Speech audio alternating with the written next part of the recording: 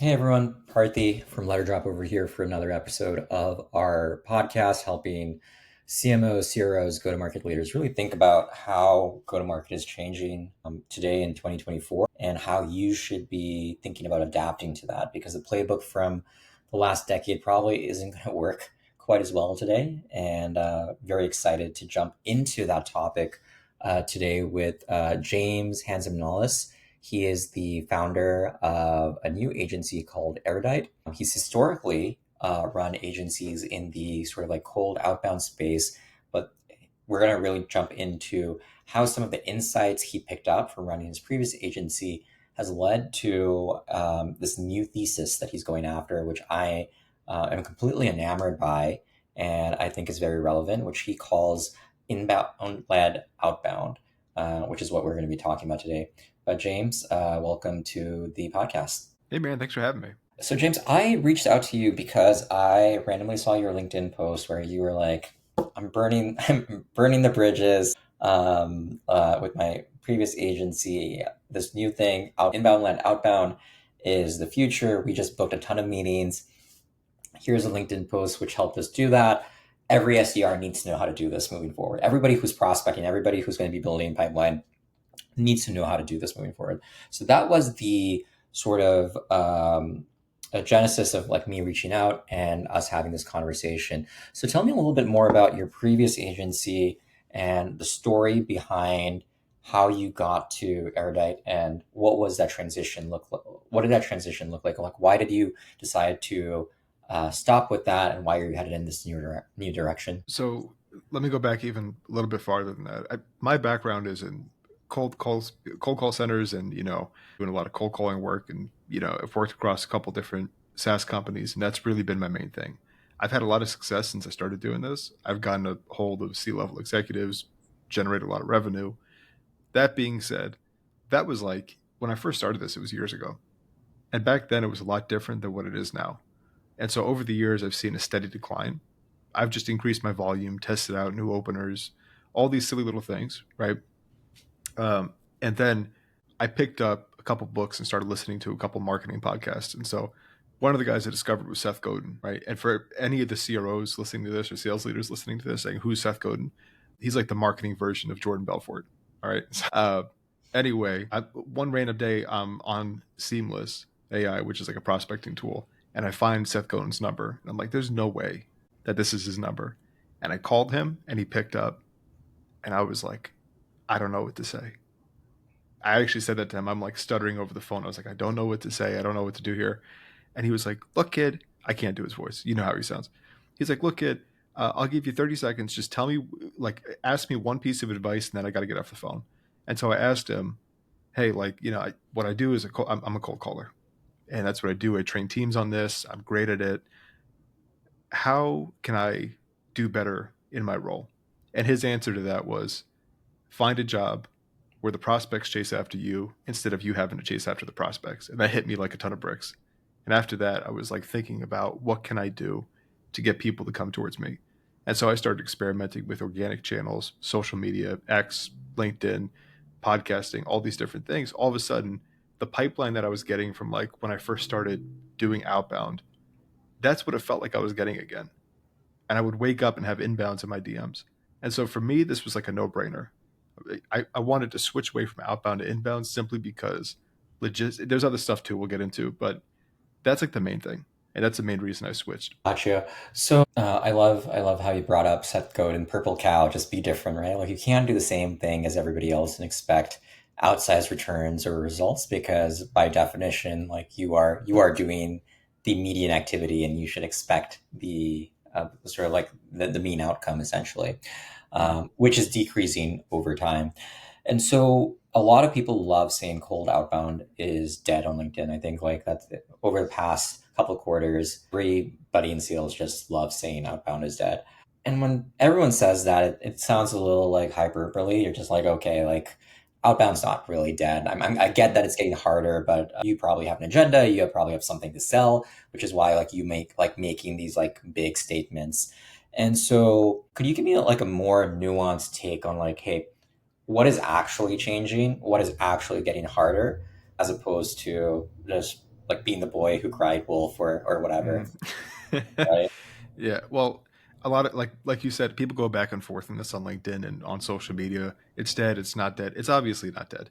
Like Yeah, it's still work. You can call someone, they'll pick up. It's a stupid conversation. It's all for bait, not to set right? goat It's all anymore. yeah, exactly right.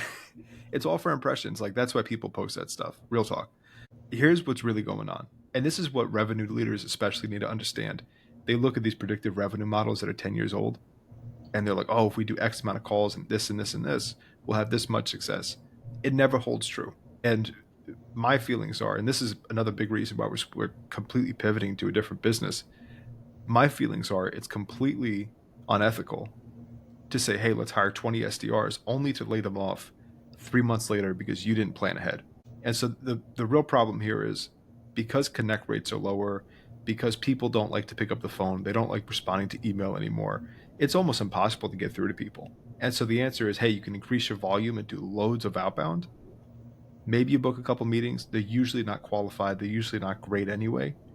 What ends up happening is you have a bunch of junk leads, and it doesn't. And so they have to lay off their team. The ROI is just not there. There are people who make the ROI work, but in most cases, like if you hire 20 SDRs, maybe one or two make it out. And I, like respectfully, here's a company. It's a good example. Like so Sendoso had 20 SDRs, right? How are we going to make SDRs work with Sendoso? It was never going to happen because the revenue isn't there to make it work. SDRs come up to $100,000, projected between bonuses, base, benefits, and then you're not even including like operational costs and technologies. So let's just say $100,000 per rep. How much money is that rep going to generate? How much pipeline is that rep going to generate? If they're not doing 2 to 3x, it's probably not worth it because you could have taken that money and invested it into higher performing channels. That's my take. And that's what people need to understand. So the long story short here is like, can SDRs work? Of course it can work. But is this really what we want to do after we get our first 10 customers? Do we still want to outbound? Or do we want to follow better demand gen practices? I would think the latter. Yeah, I agree with that. I feel like outbound still works to your point. I think it's more so like scaled outbound, where you are scaling outbound by adding more bodies and more seats to your organization. You're increasing your cost is what that doesn't really work. The predictable revenue model, where like every incremental SDR is going to add the same amount of like net new pipeline and net new revenue. That thinking is broken. You do hit diminishing returns, and you hit diminishing returns way faster today than you did many years ago. So many years ago, maybe you could support the 20 SDR team. Today, you need to really think about, okay, like how do we achieve results with two SDRs? We still need to do outbound, but we're not going to get there through volume. We need to approach it more intelligently, which is kind of like what you're talking about. Like how do we like use demand gen and still do outbound, but we do outbound in a much more nuanced way. Cool. So we talked about how outbound is changing, this predictable revenue model of just like let's pump in more inputs, increase volume, and we're going to get the commensurate outputs isn't going to work anymore. What do you think? Do you believe that there's still a place for SDRs? Do you agree or disagree with that? At traditional SDRs, it's very situational, like Mm-hmm. super situational. And I mean, honestly, when you look at SDRs, realistically, you want somebody to just retain the SDR role. That person is going to be 1 out of 50. That person is going to understand how to get through to decision makers in creative ways. The other 49, it doesn't matter how you train them. Those people are just, they're not going to do it. So there's to answer your question, realistically, no. Like you can technically have them, but in most cases, not really. And like, let me give you a better answer why. Traditionally, and this is how it's always been, SDRs and BDRs have been demand capture channels. That by itself is problematic because if you look at most SaaS companies, they don't have a strong demand creation channel. You can't capture demand at scale without creating the demand first. That by itself is problematic. Just this morning, I put out a thread on X and I was talking about the top softwares you should be looking into. Half of those companies have SDRs. They don't have a YouTube channel to demo their product. It doesn't make sense. And so, like the other part of it too is people don't buy the same way they used to. A lot of people are, especially your buyers, they're more intelligent. So they have dark socials. right? They have LinkedIn, they have peers, they have these places where they can evaluate. And there's even technologies now that help you evaluate technologies so the SDR doesn't have to do it for you, right? Example, Demo just came out by Troy Munson, which is pretty cool. And it's a virtual platform you could see demos online. So now you don't even have to sit in with the AE. So booking that meeting becomes pointless. And so, another one is Pitchfire. You get paid to sit in and take a pitch. There are just better ways of doing it now. And anyway, I feel like I'm going on a tangent here, but you get my point. Gotcha. So moving forward, if the traditional SDR doesn't exist, is there a new kind of SDR or maybe a full cycle AE that does exist, and what is their role? So a lot of roles, I posted about this yesterday, a lot of roles are going to be consolidated. And what we're going to see is the outbound BDR is going to combine with the full cycle AE. The reason for that, BDRs realistically want to be in that role for 6 months, and that's all they should be in the role for until they get promoted to an AE role. They're going to combine together, meaning we're going to have full cycle AEs, people who prospect on their own, close on their own. Even those people are going to be reduced. Customer support and account management, again, another function that's probably going to combine. Have your customer support people have quotas with commission attached to it. That works better anyway. Sales engineers and devs combine into it. And like I can go on. Um, but the function of the BDR is either going to turn into a full cycle rep or what I have been preaching, and this is kind of what Inbound-Led-Outbound is. What we're going to see are these people who are more active on socials. They create communities, they host webinars, they do the traditional marketing functions, like organic marketing functions that you would have your growth marketers do, only it's led by salespeople. And so that way, in real time, you could be creating and capturing demand at once instead of having it as separate channels. Yeah, I like that. And here at Letterdrop, we have software and tooling to help companies with social selling. And the way we started it actually was we were selling it to marketing teams. We're telling marketing teams, hey, here's how you get more distribution for your assets so that you can build inbound. But the unlock was, or the way in which you can get that distribution was you need actual people. You need actual, like you need your exec team. You want your AEs, you want your SDRs to be sharing this content.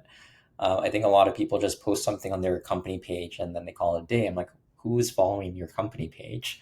People want to like learn from other people for the most part. So who is most connected to your ICP and to your target accounts? It's probably your sales team and then your exec team, obviously. And so you should get these people to actually be distributing and kind of like building that demand. You go over to the sales side and they're like, hey, like this is marketing's job to build this demand, to educate this market. My job is to just field meetings, book a meeting, and close the deal. And I've gotten that feedback from certain sales leaders I've talked to a lot of sales leaders. Most of them, I want to say, are like fairly open minded about this. They're just like, you know what? Yes, things are changing, but a non trivial minority are still of the opinion that's marketing's job. I need to ramp up a rep. I need them to be booking meetings within a couple of months, like ramped up in a couple of months, or I need to fire them. I need to make this decision. And partly, you're telling me, you're talking to me about this longer term solution where they have to educate the market, where they have to build relationships, and I don't have the patience for that. So I'm curious as to how would you handle that objection from a sales leader who says like there's marketing and there's sales. Marketing should be thinking about creating that demand, educating the market, and then my job is just to figure out who's willing to take a meeting and close them. Yeah, that's an easy one. Look them in the eyes and say, how's it working for you? And most times they're going to say, oh, it's working great because they don't want to tell the truth, or maybe they don't know the truth.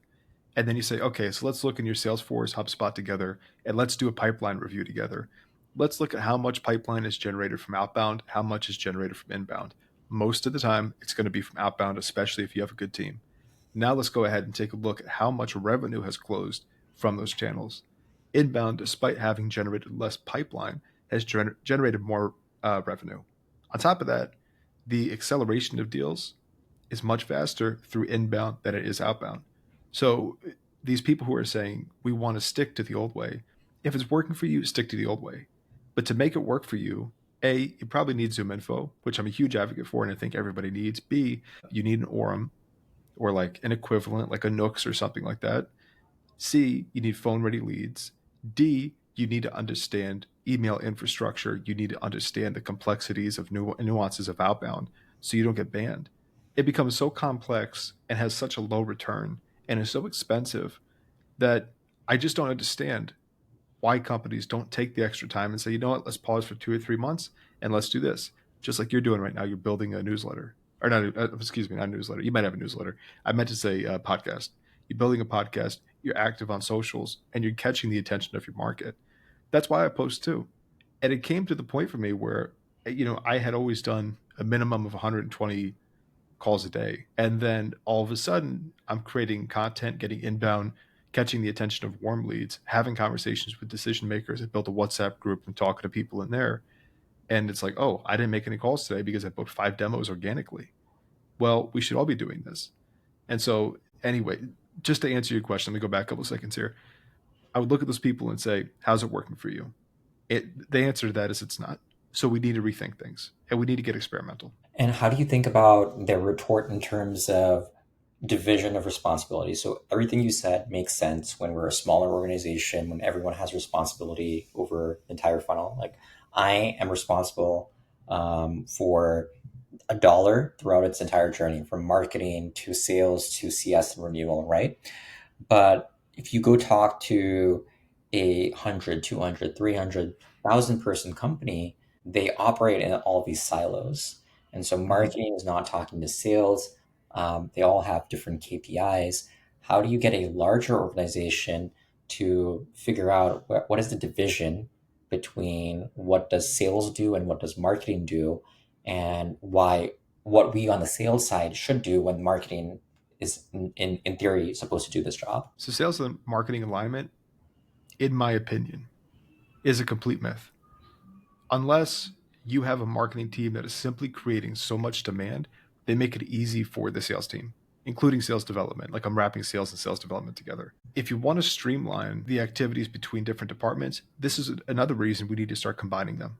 And so when you have sales development doing the traditional work that copywriters would do for the company or like organic content marketers would do, all of a sudden sales and marketing alignment goes out the window and you don't need to worry about it anymore because the salespeople understand, okay, I'm marketing it now and I know exactly who to go after and who to target this towards.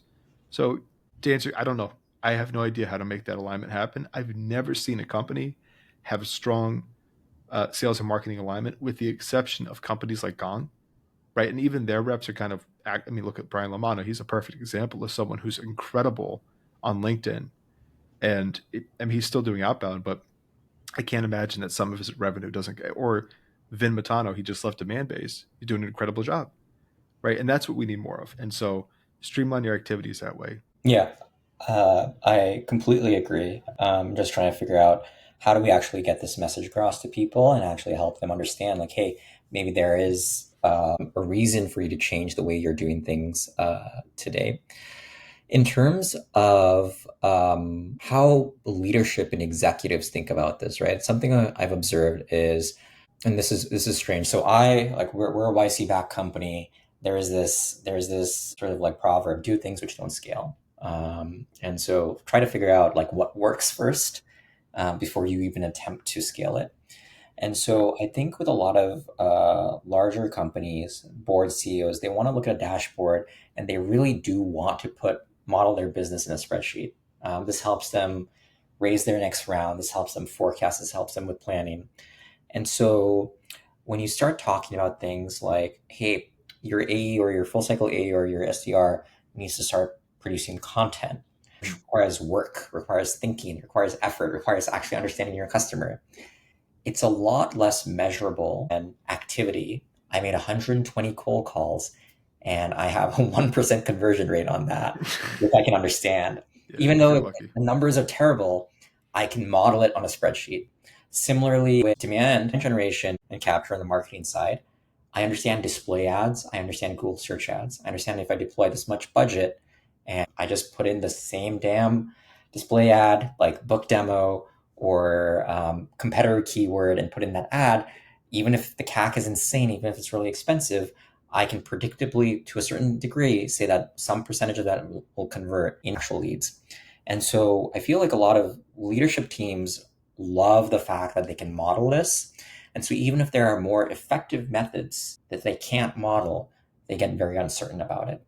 They start to be like, I don't know how I can measure the ROI of these more nebulous activities, even though I can see qualitative proof that works. I have heard of Brian Lamada. Yes. I have heard of Chris Orwell. Yes. I have heard of Chris Walker. I've seen all these people. I know in theory that this should work, but how do I tell that story internally on a spreadsheet? So it's not going to show up on a spreadsheet. And I think that's the problem, right? Like that's the real problem is it's not going to show up. So I think the better answer to this is, again, like same thing as last question too, which is just, is what you're doing working? And the answer is no. And despite it not working, we find excuses about why we think it's not working, which are kind of nonsensical. Example, company, enterprise company, lays off 80% of their SDR team and says they were lazy, we need to rehire. Is that really what the problem is? What you're going to do is it's going to happen again and again and again. So some revenue leaders are going to catch on to it because they're feeling the pain and they're not going to be generating the revenue they need to. Other ones are going to keep cycling through it and then just inevitably fail. This function objectively doesn't work. And if you're a spreadsheet person, you should be able to understand this. Kevin Dorsey, he's a numbers guy, right? And he said this before too. And I heard Adam Robinson say this. I heard Chris Walker say. You hear everybody saying this who's actually a numbers guy. They look at the numbers and they're like, all right, well, in order to make this work, in order to have like a decent CAC and CAC payback period, our SDRs need to do so much volume that it's actually impossible. And so, I'm going to talk about something else here too, which is like how to even know if SDRs are going to work if you want to launch an SDR program, right? This goes along with what we're saying because think about this. You have SDRs who are calling for products that people have never heard about before and likely do not have product market fit and serve no place in the market. Before testing demand gen, you're testing SDRs. It's a lot more expensive. If you don't get inbound leads on your own, SDRs are definitely not going to work for you. And so, you shouldn't have to be a CRO to know this. It should be black and white. It's pretty simple, and increasing your volume is not scalable and it's not going to be. And by the way, even if you find a really good SDR and you want them to coach a whole team, chances are the SDRs they're coaching probably aren't going to be that good either. And so it's quite literally the most expensive channel right now for the lowest return. And I don't quite understand why people are still holding on to it. Gotcha. So let's assume we have somehow convinced a sales manager, sales leader that they need to change things and they want to actually implement this on their team today, right? So how do you have that conversation? And let's say we're not changing headcount. We're just going to repurpose people. We're going to take the SDRs, help train them into full cycle AEs. We're going to get our full cycle AEs to like maybe prospect more, think about content creation. Like let's assume we're not firing anybody. How do we change like individual activities and behavior? How do we get people to think about what they want to do? There are a lot of people who struggle with sort of like the demand generation in terms of social on an individual basis, right? Like people are shy to post online. People don't know what to talk about. Surprising number of SDRs or even like AEs surprisingly don't know their product well enough or like don't know like strategically enough about their industry to talk intelligently about it. So let's talk about that. It sounds like a lot of work. How do you practically go ahead and implement that? So I think the first thing is it's not scalable through headcount. It's scalable through quality of employees. Yep. And so, example, you want to migrate your 3 SDRs from cold calling exclusively into practicing this demand gen, inbound-led-outbound, content creation, tracking signals thing that we're talking about. Chances are the SDRs who have been doing this for 2 years aren't going to be industry experts and they're not going to be thought leaders. And so I actually don't know that this is something that could work for a company who's just like, hey, let's go ahead and switch. I think you have to have SDRs who understand this market pretty well. I also think that we need to get rid of the title SDR. And there are companies already doing this who are replacing it with growth or go to market, which it looks sexier than saying SDR, right? Because when SDR tries to connect with you on LinkedIn, you know exactly what it's for, right? And so, but I don't know that it's necessarily something that's going to be easily scalable. I think instead what's going to happen is every company is going to start fighting for these specialists who have a lot of, how do I say it? They have a lot of authority in the industry that company serves in. And it's like they're going to be placing bets in those people because, hey, if I'm ZoomInfo, if I'm SalesLoft, if I'm, name any sales engagement, sales tool, whatever, and Brian Lamana one day says, I'm a free agent, I would spend more money on him than I would for three SDRs or four SDRs, hands down. But to answer your question, I think the answer here is it's not scalable by headcount. It's scalable by how much authority I can't talk today. How much authority does this person have in the marketplace? And that's going to be hard. People are going to have to invest a lot more time into generating content and getting impressions. Yeah, I agree with that. I think like the fundamental role has to change. I would caution companies against exclusively relying on like influencer partnerships or like outsourcing this to a third party. Two reasons. One, it gets pretty expensive pretty fast. Two, there's only so much they can talk about, right? Because they are separate from your company. A lot of them are not going to be able to be like, hey, look, I want to showcase a demo today or something along those lines.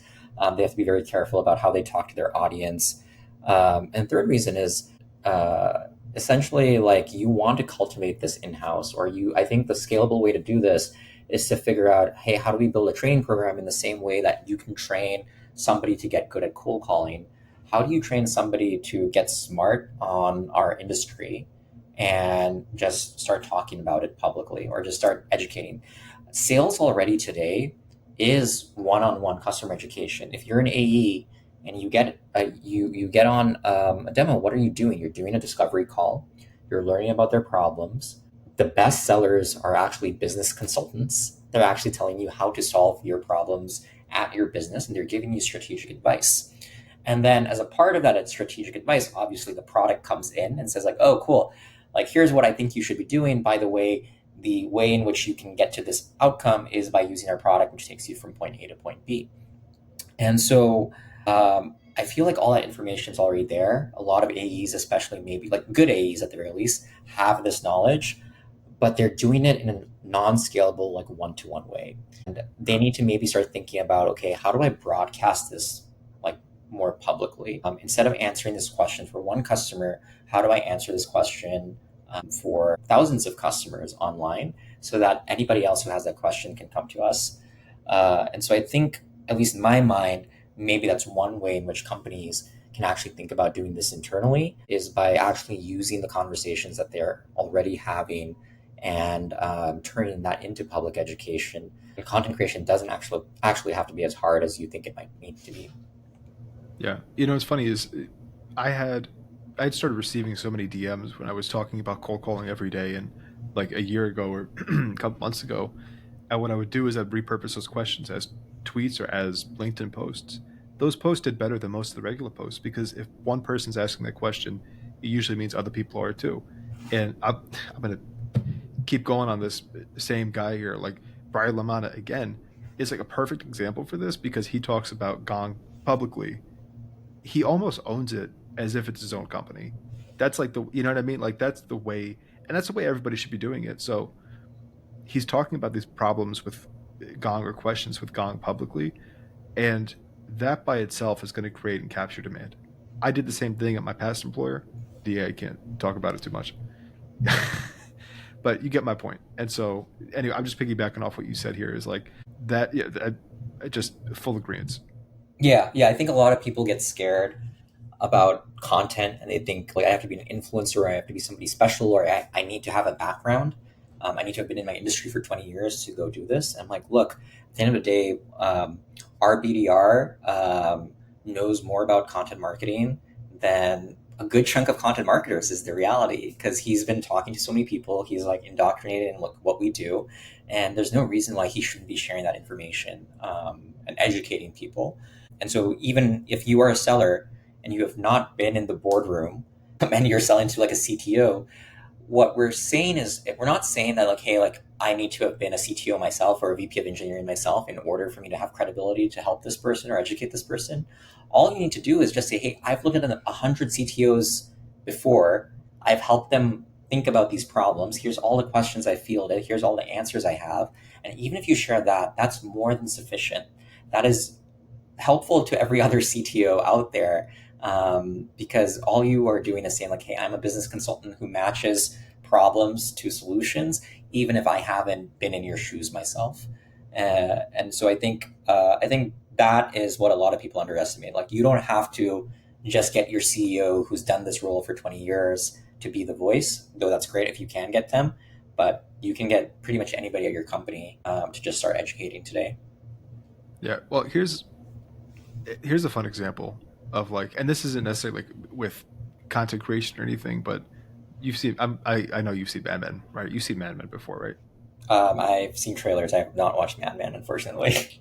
And you're supposed to. You're a marketing guy, right? uh, Okay, so I'll give you just like small bit without ruining it. So they hired this new guy at the very beginning. His name's Pete, and he ends up being the salesperson during the entire show, who is like the sales guy, and he's able to break into these key accounts and gigantic enterprise companies, and then get Don Draper or Roger to be there in a meeting with him, right? And so that's kind of what the future of the SDR looks like, which is it's not even really an SDR before like anymore. It's like it's a full cycle seller, and then they just loop in other members of the team. And so Pete in that show had so much authority, and people in the industry knew him and respected him because he understood the market so well and because he was so well connected.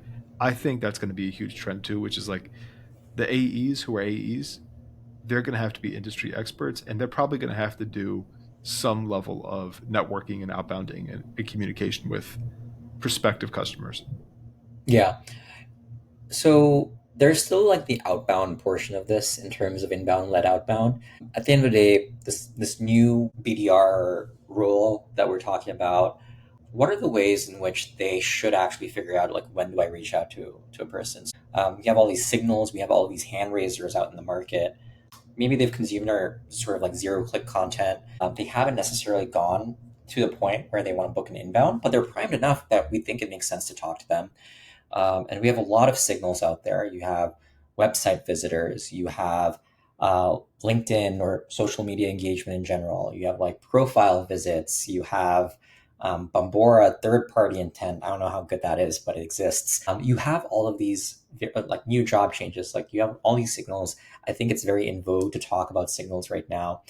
And I think from the average SDR's perspective, it's a little bit overwhelming. It's just like, hey, there's a million things I can look at right now in terms of triggers to go start a conversation with somebody. How should people think about making sense of this? How should they think about when I should reach out to a person? And how do I make sure that I'm reaching out in a way that is considerate and relevant and not just pitch slapping them? Okay, so two things. The first thing is SDRs, because they're hardwired to be direct response sellers, think about things in systems. Meaning, if someone goes on the website, this is what I do next, that is what I do next. We're in 2024. You can be replaced by AI because AI could do that for you, and we're already seeing that, right? So just because somebody goes on the website, does it by itself mean this is a trigger? And we need to start trusting our guts a little bit more. It's less about what qualifies as a trigger and how do I pursue it, as opposed to, okay, I've done my research on this account. My gut is telling me it's time to pursue this. And so this is a creative solution as opposed to a systematic solution that we're used to and that we're trying to teach people. That's the first part. The second part is some people are going to be listening to this and saying, what the hell is inbound led outbound? I still don't understand. Inbound led outbound is simply going after accounts that you think are suitable for your business that are showing signs of intent, meaning they've checked out your website, they've downloaded some kind of ebook, they've engaged with your content, they were at your webinar, blah, blah, blah, right? The problem is, and a lot of companies are going to suffer from this, are going to want to do this eventually, and they're not going to have enough intent signals to really determine good prospects who are evaluating their accounts. 80, and this is what Erudite basically is. It's an inbound led outbound agency, meaning like we're going to help you go after those triggers and figure out a way, teach your team on it about how to pursue these. What we don't talk about really that much is 85% of what we do is creating those intent signals in the first place. That happens through content, right? And so I actually forgot what the question is, but my point, but my point is like if you want to have an inbound led outbound system in your business, it's 85% creating the intent signals or putting materials out there to create the intent signals and then tracking the intent signals. Yeah, I think that's a thing a lot of people forget about demand capture is that you need to create the surface area for people to engage with you to give you those signals. If you don't do that and you're just using public data, guess what? You're using the same public data that all of your competition also has access to. It's undifferentiated, and you just simply can't have as pointed of a conversation or as pointed of a message in terms of your outbound when you're using those third party signals. So I definitely agree with that. How do you think? So people go and buy very expensive systems like 6 cents for 150 grand to try to implement this, right? And so, and what they love about those kinds of systems is they get a score. They're like, hey, like we've created a lead score. This person's a 4 on 5 in terms of readiness to buy or intent. That's a signal for automated outbound. Heck, like the SDR doesn't even have to do this. Like an email goes out and then the SDR starts cold calling them afterwards, right? Mhm. Does that work? Does that make sense? Do you think that's broken in any way? What are your thoughts there in terms of like how automated the system needs to be versus like where the sort of like understanding, qualitative understanding of an account comes in? We should be careful because they might try to sue us too. Um, if you know, you know. Here's the thing. So if you compare third-party intent signals to just traditional outbound, it's a little spotty. You know what I mean? And it could work, and statistically, it's going to work better than if you were just doing traditional outbound because you are going to get some accounts who are like actively in market to buy, and that's what you're looking for. Things that we need to think about again are like, hey, just because someone's looking at a website, does that really mean that they are showing intent? Like they might just be exploring, or maybe they landed on it, maybe they were taken there from a landing page. It's not, definite. If somebody keeps revisiting the page, that's typically a signal. The problem is a lot of these third party intent systems don't give out lots of information. They give you hints of maybe who's looking at the profile, but it's not as if you have a pixel on your website and you're getting the direct LinkedIn or company profiles sent to you. So does it work? Yeah. And if you're doing outbound and you don't have, like a direct intent signal from your website and all you have is a third party, however you say it, right?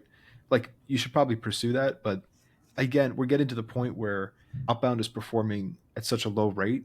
I don't know if that's necessarily what we want to do is chase after accounts from like you know what I mean? Like it just those third sources, I just don't know if it's exactly what we want to keep doing. Yeah, yeah, definitely. Like I feel like third party sources are very mixed. The way they work is essentially you're looking like at Forbes or Business Insider, and you're reading an article about something, and then they have those share on Facebook or Twitter type panels in there. Those are essentially collecting those intent signals. Those are being aggregated and sold to like whatever. They're in the partner network of Bambora and 6 Sense, and that's essentially like what they're using. And I feel like at that level of abstraction, it's just such a low. It's like it's so abstracted away and so low signal that it's really hard to act on it. I think the first party data is much more interesting. It's just like what are people doing on your website? What are people doing on LinkedIn? How are people Mhm. engaging in the community around your product? I think that's much more interesting. I think in our own personal experience, there are certain types of behaviors that lend themselves to people being qualified for outbound versus not. I don't think visiting your pricing page really, like we've discovered, doesn't really mean anything. But coming back to your site again and again over a period of time does show that, like, hey, like you're in the consideration set, maybe potentially. I think reading content around very specific problems that you are uniquely positioned to solve, I think that's a really good trigger to reach out to people, because if they just agree with your worldview, you can have a conversation with them about how they're thinking about solving that. And so I think people have to be very nuanced about how they interpret these signals. And I don't necessarily know like if all of them should be just like pure automated. Like, if you do X, Y, and Z, we hit you. I think the problem with that Yeah. is we're gonna go back to the old days where like people are so afraid of putting their email into a website for like a gated ebook, because you knew what was going to happen after that. Like you're going to be put on a list and you're going to be prepared for spam hell.